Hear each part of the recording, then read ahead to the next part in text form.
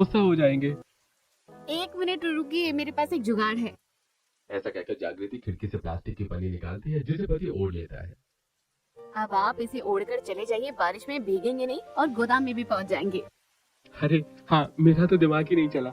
ठीक है जागृति, मैं अब मैं चाहता हूँ। पापा ध्यान से जाना। हाँ पापा, और चीज लेकर आना।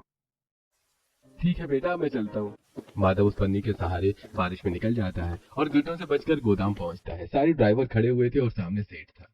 लो, माल के लोडिंग होने का टाइम है और माधव तुम अब आ रहे हो। तुम्हें पता है ना बारिश हो रही है, तुम लोगों को तो पहले निकलना चाहिए, लेकिन तुम और लेट जा रहे हो। अरे भाई, जैसे रास्ते में तुम्हें जाम और पानी तो मिलेगा ही नहीं।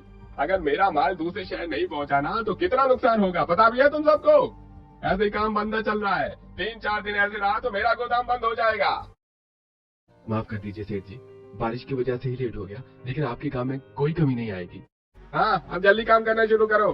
तेज बारिश हो रही थी, फिर भी सारे ड्राइवर 2 दिन के भीतर गोदाम के माल को ठिकाने पहुंचा देते हैं। सेठ खुश होता है, लेकिन बढ़ती बारिश के चक्कर में उसके बाकी के ऑर्डर कैंसिल हो जाते हैं। माल बेकार हो जाता है और सेठ के गोदाम पर ताला लग जाता है, जिससे कई मजदूर बेरोजगार हो जाते हैं।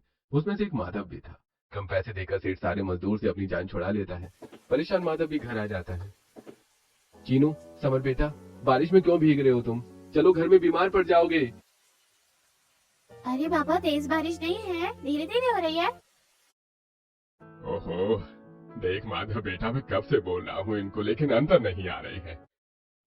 क्या हुआ जी, आप थोड़ा उदास हो? बाहर क्यों खड़े हो, अंदर आ जाओ। अरे कुछ नहीं, बहुत दूर से चलकर आया हूँ और तुम्हें तो पता है ट्रक चलते चलते आदमी थक जाता है। बस थकान है और कुछ नहीं। मैं इन लोगों को अपनी नौकरी जाने की बात नहीं बता सकता। थोड़े दिन नई नौकरी की तलाश कर लेता हूँ, वरना घर वाले भी परेशान हो जाएंगे। कुछ ही देर में सब बैठकर खिचड़ी खाते हैं। ओहो, फिर से मम्मा, कभी तो बारिश में कुछ अच्छा चटपटा तीखा बना दिया करो। हाँ मम्मी, कब से आपने आलू के पराठे नहीं बनाए? आज माही लंच में आलू के पराठे खा रही थी, लेकिन उसके पराठे इतने अच्छे नहीं थे। साक्षी ने बताया, उसने साक्षी को खिलाया था। बेटा, चाहे मैं कैसा भी बनाऊं या कोई और भी, कभी भी किसी के मम्मी के खाने का अपमान नहीं करना चाहिए। अरे मम्मी, हम अपमान नहीं कर रहे, लेकिन आप अच्छा अच्छा खाना बनाया करो। बस अब हम और दाल चावल खिचड़ी नहीं खाएंगे, कल हमें आलू के पराठे चाहिए। बारिश में चाय के साथ आलू के पराठे कितने अच्छे लगते हैं, आप सुबह बना देना। समर, चीनू, तुम दोनों जिद मत करो, जब मुझे बनाना होगा तो मैं बना दूंगी। अभी घर में आलू नहीं है। नहीं नहीं, हमें तो कल ही नाश्ते में आलू के पराठे चाहिए। बच्चों, बना देगी मम्मी, फिलहाल ये खा लो। हाँ बच्चों, और कल तो हम तीनों पार्क में भी खेलने जाएंगे। सच्ची दादू? ठीक है। शुक्र है, बच्चे माने तो सही। बेटा, तू कुछ करता क्यों नहीं है? अभी तो धीरे धीरे बारिश है तो काम चल रहा है, तेज बारिश में घर में पानी टपकने लगता है। माँ, थोड़े दिन में मैं मरम्मत करवा दूंगा। लेकिन बेटा, आजकल में तो तुझे तनख्वाह मिलने वाली होगी, तो तू एडवांस ले लेता। ऐसा कर, कल एडवांस लेकर घर में थोड़ा काम करवा देना। अब इतने पैसे कहाँ से लाऊं? सेठ जी का वैसे ही नुकसान हुआ है। जो तनख्वाह मिली है उसमें सिर्फ मैं घर का राशन चला सकता हूँ, न कि मरम्मत करवा सकता हूँ। और अगर मैंने ये घर में लगा दिए तो फिर जब तक नौकरी नहीं मिलती तब तक मेरे परिवार, बीवी बच्चे क्या खाएंगे? नहीं नहीं, कल सुबह मुझे कोई जुगाड़ देखना होगा। अजी, क्या सोच रहे हैं? पापा जी आपसे कुछ पूछ रहे हैं, पैसे नहीं मिले? वो अभी उन्हें इस बार पेमेंट लेट आएगी, इसलिए टाइम लगेगा। जब आ जाएगी तो मैं मरम्मत करवा दूंगा। कल के लिए कुछ और देख लूंगा जिससे घर में पानी न गिरे। बारिश बंद हो जाती है। खाना खाने के बाद जागृति बारिश के जमा किए हुए पानी से बर्तन साफ कर देती है और लाइट बंद करके सब सो जाते हैं। अगली सुबह जागृति सफाई करती है कि फिर बारिश होने लगती है। बारिश की वजह से टीन से फिर पानी टपकने लगता है। हे भगवान, फिर से बारिश का पानी आ गया। अरे माधा बेटा, तूने बोला था कुछ करेगा, कोई जुगाड़ कर। बहू कब तक घर में पोछा लगाती रहेगी?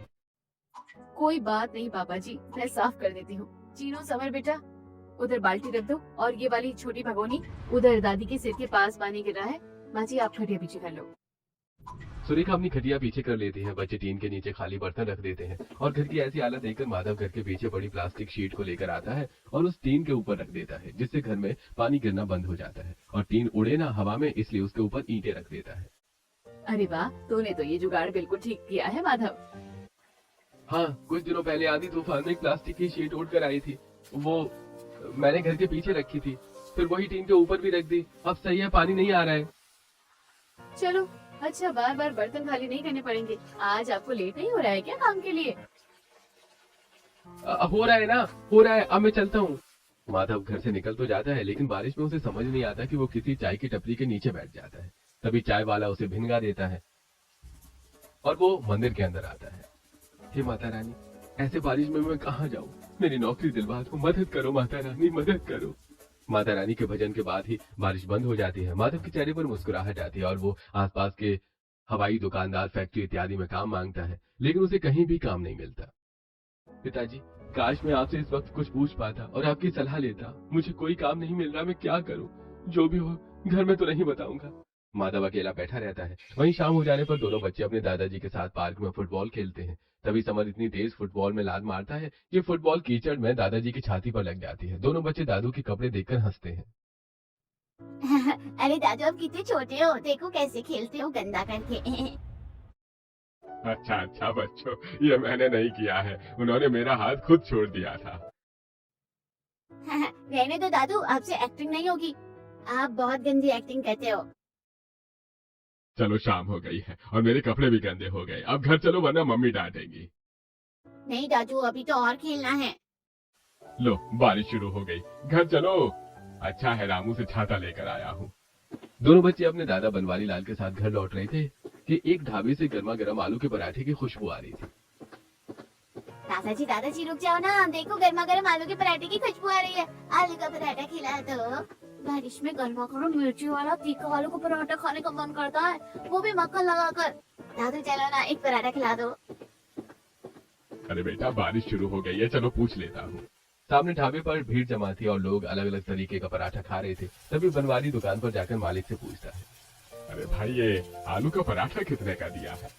आलू का पराठा 80 रुपए का। क्या 80 रुपए का आलू का पराठा? अरे भाई क्यों सोने का आलू का पराठा दे रहे हो क्या दही के साथ? बड़ी आलू का पराठा है और ये वो भी मक्खन लगाकर घी में बना हुआ है। मेरे यहाँ तो 80 रुपए का है, खाना है तो खाओ, नहीं तो खाना है तो जाओ। बनवारी लाल जेब टटोलता है, सिर्फ 20 रुपए होते हैं। थोड़ा सस्ता बता दो आलू का पराठा। अरे बिना मक्खन का 50 रुपए का पराठा मिल जाएगा, इससे कम नहीं है। बाप रे, यहाँ तो बड़ी लूट मचा रखी है। चलो बच्चों घर चलो, तुम्हारी मम्मी घर पर बना देंगी आलू का पराठा। मम्मी नहीं बनाती आलू का पराठा ऐसा। हाँ दादू प्लीज। घर चलो बच्चों, बारिश तेज होती जा रही है। बच्चे घर तक आलू के पराठे खाने की जिद करते हुए आते हैं। जागृति फिर से बच्चों को समझाती है, लेकिन बच्चे सुनते नहीं हैं। फिर वो दाल चावल बना देती है। इतने में माधव भी घर आ जाता है। अपनी नौकरी जाने की बात को छुपाते हुए जबरदस्ती मुस्कुराता है। जागृति घर की वही दाल रोटी खिला देती है, जिसे खाकर परिवार सो जाता है। सुबह उठते ही बिना बोले माधव काम की तलाश में निकल जाता है, लेकिन उसे कोई काम नहीं मिलता। वहीं घर वाले हैरान होते हैं। अरे ये कहाँ चले गए? बहू परेशान मत हो, वो अपने काम पर ही गया होगा। तुझे तो पता है उसका काम कैसा है, माल लोड करने का। जल्दी ट्रक को निकालना होगा। हाँ बहू। दूसरी तरफ माधव जूता फैक्ट्री के मालिक से बात करता है। साहब मुझे आपकी फैक्ट्री में काम चाहिए था। कोई भी काम हो तो दे दीजिए, मैं कोई भी काम कर लूंगा। मजदूरी का, सफाई का, कोई सामान इधर उधर ले जाना है वो भी कर लूंगा। नहीं भाई, मेरी फैक्ट्री में अभी कोई काम नहीं है, फुल मजदूर है। देख लीजिए साहब, मैं बहुत परेशान हूँ, मुझे काम की सख्त जरूरत है। अरे एक बार की बात समझ नहीं आती है क्या? मेरी फैक्ट्री में कोई काम नहीं है, चले जाओ यहाँ से। पता नहीं सुबह सुबह लोग मुंह उठाकर कहाँ से आ जाते हैं। माधव बेइज्जत होकर वहां से निकल जाता है। वो अपने दोस्तों से भी काम पूछता है, लेकिन कोई सहारा नहीं मिलता। इस बार वो टूट चुका था। बारिश होती है और माधव भीगने लगता है। बेचारे मेरे बच्चे आलू का पराठा खाने के लिए तरस रहे, और मैं अपने बच्चों को ये भी नहीं दे सकता। घर जाकर कैसे बताऊंगा कि मेरी नौकरी चली गई और उन बचे हुए पैसों में सिर्फ 10-11 दिन का राशन चल सकता है। मैं क्या करूं भगवान, मेरी मदद करो।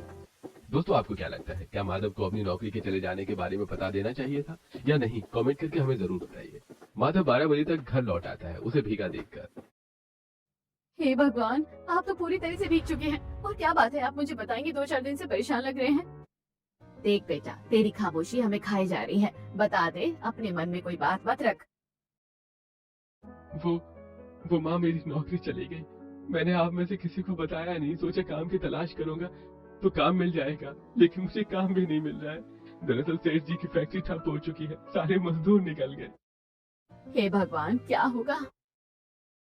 अरे जो भी होना होगा हो जाएगा। माधव तू परेशान मत हो, कोई ना कोई रास्ता निकल आएगा। हाँ माधव जी, आप परेशान मत हो, मैं घर चला लूंगी जैसे तैसे। ये लो पैसे, ये पैसे भी थोड़े दिन में खत्म हो जाएंगे। फिर हम दोनों अपने बच्चों से क्या कहेंगे? घर में आलू का पराठा तक तो बनाकर नहीं दे पा रहे हैं उन्हें। मैं बच्चों को समझा दूंगी, तबीयत खराब हो जाएगी। माधव कपड़े बदल लेता है और घर में जागृति और पानी वाली खिचड़ी बनाने लगती है और दुकान से कम कम राशन भी ले आती है और पैसे भी बचा लेती है। 2 दिन में फिर बारिश जमकर होती है। सामने वाली पड़ोसन शीला बारिश में अपने घर में पकौड़े आलू का पराठा बनाकर खा रही होती है। तब उसके बच्चे भी गाना चलाकर घूम घूम के खाते हैं और चीनू समर उन्हें खिड़की से घूरते हैं। रोहित तो आलू के पराठे खा रहा है, जरा हमें भी दे दे। मैं तुम लोगों को अपना आलू का पराठा क्यों दूं? और ऐसे क्यों झांक रहे हो मेरे घर में? गरीब कहीं के। तुम्हारी मम्मी ने तुम्हें यही सिखाया है क्या? दूसरे लोग जब खा रहे हो तो उन्हें ताड़ कर देखो, अपने घर जाओ। आंटी थोड़ा सा दे दो। जाते हो कि डंडा मार के भगाऊं? तब शीला जैसी डंडा उठाती है, दोनों बच्चे डर के भाग जाते हैं। रोते हुए सीमा के पास जाते हैं। तब जागृति उन्हें शांत करवाती है। देख लो, आपकी वजह से आंटी ने हमें डांटा। आप हमें आलू का पराठा बनाकर नहीं दे रही हो और रोहित हमें चिढ़ा चिढ़ा कर खा रहा था। अच्छा, आज मेरा